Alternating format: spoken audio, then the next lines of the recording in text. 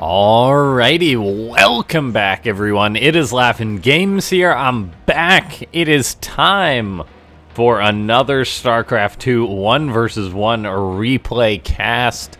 No, you don't have deja vu or a glitch in the matrix or anything. It's gonna be a rehashing of one of the games I cast on the, or not a rehashing, another match from one of the games I cast on the channel the other day. So, without further ado, we've got Kier, we have got Rogue, an awesome Zerg, an awesome Terran, and I thought that last game was really darn good. If you guys haven't watched that, go check that out. It's on the channel just about a week ago, but yeah, and I thought, you know what? I cast a lot of Rogue and Kier on the channel, but that's fine, because I really like both these guys. And I want to see if they'll play like a different TvZ or something similar. And yeah, that's why I'm here. Anyway, jokes aside, make sure to hit that like button, ladies and gentlemen. Seeing as how Kier is currently at 18 supply, well, they're both at 18 supply. Look at that, they're twinning. Although technically Kier has one more supply cap than Rogue does. Nerf Terran. Yeah, jokes aside, let's go for 18 likes on this video. We've got an early pool coming out of our boy Rogue, which is already nice to see. I like to see a nice variety of openings, and partially I'm looking at Rogue for that. He is one of those Zergs who may do something crazy, not too often these days, I don't think. But then also Kier, like, what's Kier gonna do? Who knows? Maybe he'll do something a little bit different. Maybe he'll try meching. Unlikely, but maybe, you never know. And I'm always happy to see something different. Okay. Now we do see a Roach Warren on the way for Rogue. Okay, this is gonna be the next step for the Zerg, taking this aggression to the next level. Still mining that gas, but hasn't started speed. Rogue is gonna be making him some Roaches, some Ravagers, and this is quite a strong aggressive play from the Zerg, off the back of just one gas, really. Now, this could already be looking a little bit sour for Kier. As we see, he sends the Reaper out, but he did not SCV scout. Ladies and gentlemen, for the love of God, if you play Terran, make sure you SCV scout. Otherwise, a couple of Lings can sneak across the map and just ruin your day. Kier did react quickly to pull this Reaper away, and it looks like Rogue does know that he pulled the Reaper back. But still, Kier having to pull that Reaper back basically meant that he didn't get the scout off in time that he needed. He's gonna try and jump up with his Reaper into the main base. If he spots some of these Roaches, or that will be absolutely huge. If he doesn't, though, he could be in trouble, and so far he has missed them. He does see the Roach Warren, though, so he knows this aggression is coming. It's gonna be time to bunker up for Kier. We'll see if he's gonna be prepared for that, as he was actually going for a 2-1-1 play. So this is interesting to see how he's gonna react. Looks like his response is gonna be drop that factory on that tech lab that was meant to start stim. I'm still a little bit concerned, though, by Kier. No bunker just yet, and there's a lot of Roaches and Ravagers coming his way. A Cyclone is the unit of choice. He's going to have a lot of Marines to help buffer or just help put out damage against these units as they try and break up the ramp, but I'm quite concerned by the lack of a bunker for Kier. He's going to have to raise the wall. The Marines will put out a good amount of firepower on whatever's working on the wall, but that wall is not going to last forever. The Marines aren't even engaging the Roaches and Ravagers as they break down this wall, and I'm just really concerned here. Like, Kier not going for a bunker seems rather interesting. Is this a standard thing, or is this Kier being fancy? It seems Terrans always try and get a bunker. This game, however, though, Kier, with his high number of Marines, is actually holding. He, for now, I mean, his Cyclone takes a lot of damage, however, now he's got to pull SCVs. He's got to make sure that Cyclone stays alive. Each lock-on is a precious guaranteed kill. The Cyclone does get picked off by Rogue. Oh, what a disaster for Kier. He did kill off the Overlord, so these Roaches and Ravagers can't go up the ramp. But we see Rogue behind this is already macroing up. He's producing a lot of drones. He's getting a third base on the way, whereas Kier still fighting Roaches and Ravagers with SCVs and non-stimmed Marines. Every SCV or Marine he loses here will be rather painful. And in the end, I think that definitely got the damage it needed for Rogue. The main thing is that his third hatchery is rather delayed, and Kier does already have stim on the way. But I think things should be okay for Rogue, although Kier is just going to be moving out on the map. It's not even a large army he's going with, but he is going to have one tank. Maybe a second one will join up with this. We'll see. He's going to be looking for a cancel on that third base, and I really like the fact that Kier's doing this. And I think he should be able to get that cancel. Rogue fires up 6 roaches, but that seems a little bit too late, as his hatchery, only at half health, is going to get worked away on the tank. The Marine's doing a lot of damage. Queen's coming forward, but she's going to be all by herself. I don't think she can do that. And yeah, this hatchery is going to be absolutely canceled. A great move by Kier, forcing the cancel there. Rogue might just have to expand to the top here, or he'll wait to try and get this up. But yeah, moving his queens off creep definitely was a mistake too, as we're going to witness the Zerg player losing 3 queens for nothing. And that's just really darn painful for Rogue. I mean, losing or just canceling the hatchery right away and building it elsewhere would have been one thing, but losing 3 queens on top of that, that's going to hurt his creep, that's going to hurt his injects. Like, that's just really painful for Rogue. And now I'm going to go ahead and say Kier's in a rather good spot this game. He's got Stim almost done. He's going to have Medivac production soon, as he's got that reactor finishing up. And Rogue is in such a hard spot now. Like, being as a Zerg, it's kind of awkward when you say have a later... it's kind of awkward when you go for an early game rush, because it sets you up to have odd timings for your tech. But when you're playing like that, and then you have your third base canceled, it really delays you. We see these roaches are actually looking for these Marines with a tank just at the third base. I'm not sure what's going on there. Rogue's definitely looking for this, knowing that Kier had some units out on the map. This is actually so funny. These Marines could stim into the natural and potentially get some damage done. We'll see if that's going to be the case or not. These roaches just moving around the map. Rogue has made quite a few roaches, just, I guess, to be his units of choice here. But still, he's in a tough spot. Worker counts even, whereas the Terran has now got double Medivac. Is going to be moving out on the map. The double Medivac drop should be able to be held by the Zerg player. I mean, it's only 16 Marines, but the problem is really going to arise when the Terran player joins this army up with everything. Those Marines did stim, cleaned up some creep. They're going to retreat to this tank. Looks like they'll be able to kill off those lings, hold that position. Interestingly enough, this drop now going to the main base. Rogue is reacting with his queen, but once again, you need more than the queen there. I mean, combat shield is now done for these Marines. They're going to have +1 in just a second, so they will be much more lethal than they were. They're now just going to boost towards the third base. However, Rogue, good pre-planning there, does have the roaches at the third. As I said, he was able to deflect that drop with relative ease. The concern, however, rises when we get to the next attack, and we're already starting to see this. Kier going to be moving out on the map. Marines engaging those roaches. The +1 attack is really showing here. Oh gosh, these Marines are just massacring the roaches, trading incredibly well. Oh, this is a disaster for Rogue. He lost like 5 roaches for like 5 Marines, which is not a good trade at all. And yeah, I'm just quite concerned for Rogue once Kier gets to the next stage in this game. Rogue's playing this Roach Ravager style, which he's obviously confident with, but it still can only do so much, right? And now we see Kier moving out on the map once again. That poor tank gets cleaned up at the same time, though. There's a drop heading towards the natural of Rogue. Marines can maybe grab a few drones. No drones, actually. Gets pushed away. But then there's a drop on the front, pushing the creep a little bit. Gonna grab a couple of overlords. That's nice. Kier's so good. Snipes down that creep tumor. Bounces towards the fourth base that's building for Rogue. Rogue has got his work cut out for him this game, and it looks like the next step he's going to take is try to get up a hive, a Hydra Den, get into those lurkers.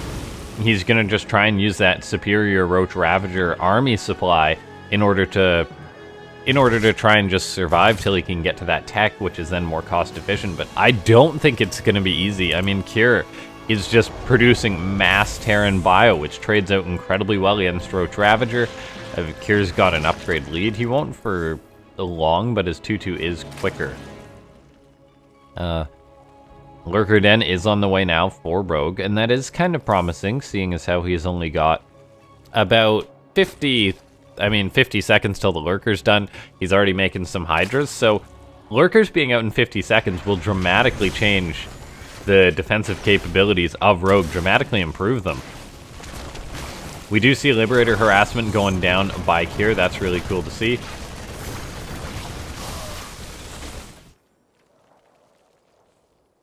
Liberator repositioning, trying to deny as much mining as possible. However, the Queen's going to clean that up. While this is going on, though, we now see Kier pushing on in. It's not Lurker o'clock just yet. So we see Kier pushing forward. He doesn't have that much bio buffering for these tanks. He should have more coming, and there it is. The Terran player really wants to go for this fourth base of the Zerg. He's going to actually unload behind it while going for an attack on the front. The Zerg surges forward into those tanks, eating a lot of shots in the process. The drop at the back of the base, getting some good pickoffs too. Those Marines will be cleaned up, a little bit sectioned off. I'm not sure if that was the best move, but I think this is working out okay for Kier. Whether he'll be able to take this the full distance, though, I'm not sure. The Marauders, however, doing real well, being healed by those medivacs. Staying alive, the fourth base of Rogue under a lot of pressure. We see the Zerg player is trying to morph some Lurkers now. However, more tanks coming forward for Kier should be able to get into position where they need to be. We see Rogue surges forward, going to be dropping down Corrosive Biles in order to pick off one of those tanks, which is good, yes. But the problem is the Terran bio is just so much here. Kier is engaging forward into Lurkers. He's got to be careful about that. He does, however, grab the fourth base of Rogue, which is the pickoff that he needed. All the while, a Ling counterattack does seemingly get dealt with. SCVs did have to evacuate the third base of Kier. While this is going on, though, he is getting up a fourth base. Rogue hasn't even restarted his fourth just yet, so he's in a very painful position. And we have seen Zergs play like this in the past. It's been a thing in the meta lately. It's more so, it's basically the Zerg mech. You survive on less bases, lower supply, obviously less income, but higher efficiency units. The Vipers, the Lurkers, able to get to make big plays happen. While surviving on a lower economy till eventually you build up to a critical amount of supply, and Abduct goes down. I'm not sure about that decision, as I mean, that Medivac didn't get picked off. There wasn't anything in position, so that was a bit of a waste of energy. Kier's getting really cute and confident, though. He brought an SCV to the front lines. I think this was an accidental SCV, but he's like, you know what, screw it. I'm gonna build me some turrets. Why not? Now he's setting up his tanks, going to start shooting away on these Lurkers. Queens should be able to transfuse them. Vipers can drop Blinding Clouds, but it's actually just the one Abduct that gets used. There's a Blinding Cloud, as the Lurkers and Queens are doing what they can. Transfuses potentially could have saved one or two of those Lurkers, but the Queens did not help out there. Rogue, while this is going on, though, oh my gosh, had a full-on Roach Raptor counterattack. I apologize for missing that. I really should have paid attention to where all that extra supply was, and he actually killed off the fourth base of Kier. I'm actually gonna rewind that, ladies and gentlemen. I apologize that somehow I missed that. Like, yeah, Rogue had his arm. I was wondering, like, where. I didn't really think about where the buffer was for those Lurkers. No, Rogue totally just sent his entire Roach Ravager Ling force towards the north to this fourth base PF, and he kills it. So I'm guessing Kier did not repair this PF. When I feel like this much Roach Raptor couldn't kill a base that quickly, and yeah, so looks like while Kier's pressuring Rogue's base, the repair was late for him. It wasn't a fully saturated base, so there wasn't the full SDV repair, and that was just a really darn good pick off for Rogue. It's not often you see Roaches and Ravagers just wander in and pick off a base like that, at this number anyway. Like, that was not that much Roach Ravager. All the while, of course, there was this attack on the front, but that really didn't get too much done. We saw Medivac just chilling up in the top left there, but yeah, this is starting to have the makings for a potential comeback by Rogue. He does have up this new base, so he's got a fourth up. He's still on a much lower economy than Kier. I mean, kind of, because he got Kier's fourth base. That just put their economies basically on par, potentially even better for Rogue since he's got the fourth base. And so that's just really darn good there for the Zerg. The Terran's going to need to reestablish his fourth base. He does sandwich all this Roach Ravager supply, which is really darn good. Getting all that drastically reduces the supply of Rogue. Now, we take a look. Kier still has this position with his tanks, with his Liberators being cute. going to be sieging this position up. But I mean, the Vipers should have no problem abducting this tank when it starts to become a nuisance, and we will see that. There we go, abduct on the tank. Nice pick off by Rogue. Every one of those he gets is going to make his life a lot easier. Like, the tanks are still going for more plays like this, though. Another one gets abducted, gets picked off. The lurkers are just going to move forward to try and pick off those siege tanks. Looks like Kier's going to take the fight. He stims forward, but says, maybe I can't. As tanks, as Liberators doing what they can against this army. The Liberators are being a godsend here. Get some really good shots off the lurkers. Still alive, though. Able to just retreat. Rogue starts consuming this hatchery, trying to get energy in a panic, but he needs to be careful because that base is almost dead. Kier very well may just be able to pick that off, so we do see Rogue transfusing it over. Kier trying to snipe it down, is able to get it, gets a base pick off of his opponent, and that was really well done. We now see Bio bouncing towards the third base of Rogue, which is now his defensible location number 1. He's got to hold this. There's no decision about that, as Zerg can survive on 3 bases longer on this composition, but definitely not on 2 bases. And we do see Kier now reestablishing up this base. Got lots of SCVs there. As long as he makes it a PF, Rogue shouldn't be able to pick it off, but then we do see Rogue counterattacking, trying to get his lurkers up the ramp, saying, alright, the best offense or the best defense is a good offense. While this is going on, though, that might not be the case, as he loses a ton of Hydras, loses 2 lurkers to these tanks. Has to back off, and we do see Kier coming home with that portion of his army. Adaptive Talons is on the way for Rogue. That's very important. Lurkers just seem so slow without it. Yeah, I'm still not super confident in this game, though, for Rogue. If we take a look, it's 120 supply to 180. Like, we've seen Zergs pull miracle games out of their hat from positions like this, but I do have my doubts. Lings find a tank, which is a cute play by Rogue. However, they don't have attack upgrades, so they actually won't kill the tank, which is a bit unfortunate. Like, lurkers are moving forward for Rogue. They will have adaptive talons soon, so they may be able to make a play. They're actually just burrowing out in the middle of the map, hoping that the army of Kier is going to wander into them, and there's a chance they may. We'll see. I really like this play from Rogue. This is Rogue showing his intelligence, but Kier is actually just going to elect to go down south. So bypassing the lurker trap that Rogue had set. While this is going on, there's a drop in the main base. Lurkers are sieging up. We'll end up dealing with this drop relatively easily. At the same time, though, now we see the Bio going to be moving in towards this location. Rogue repositioning those lurkers just as fine. I'm just going to go for a counterattack then, and with adaptive talons, these lurkers can potentially make something happen. 2 tanks do set up, though, for Kier, which is no joke. 2 tanks will deal a lot of damage to lurkers, and so we see like 2-3 lurkers going down. That might have been like 4 lurkers that died. The army of Kier comes in. He's going to pick off all those lurkers. That was a huge loss for Rogue. He can't afford to replace those easily. He is, but his army is basically just lurkers. It's 126 to supply to 200. Kier has got the money to and the supply to throw around to try and make a play happen, whereas Rogue is just barely hanging on 3 bases. Even soon, his 3rd base is going to start mining out, and that'll just be lights out. He's got to get up a base. He really needed to get up a base a couple of minutes ago, but he was unable to do so. We now see the Terran player going to be pushing towards the north. Is Kier just going to load up into his medivacs, or is he just going to siege up on this cliff or something? Either way, it's not going to be an easy hold for Rogue. Liberators are coming in towards that 3rd base. That is such a critical location to hit. Double liberation zones, double the freedom, setting up, driving those drones away.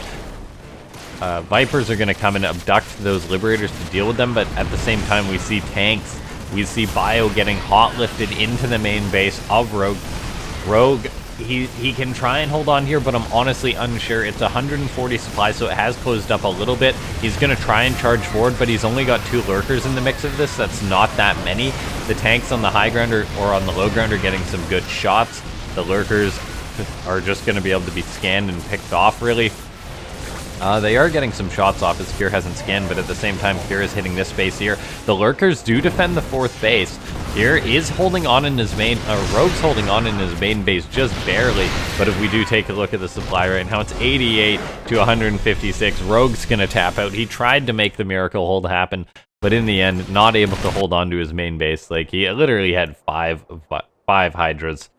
He did keep his 4th base attempt alive, but Kier was a Terran on 5 bases, so no one really faults Kier for GGing out. Kier did, however,